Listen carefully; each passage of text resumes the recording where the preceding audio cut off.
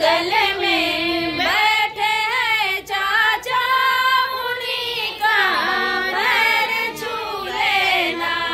तिलक चढ़ते समय भैया गुरु का नाम ले लेना। तिलक में बैठे हैं भैया, उन्हीं का पैर छू लेना। बगल में बैठे हैं जीजा, उन्हीं का पैर छू लेना।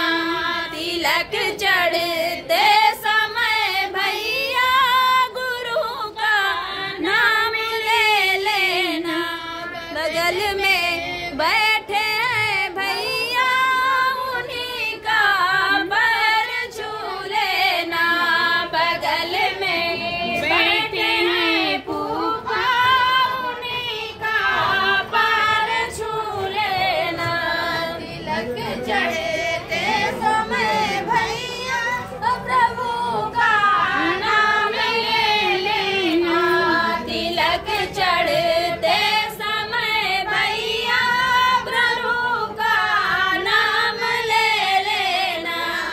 बगल में बैठे हैं भैया, उन्हीं का पैर छू लेना। बगल में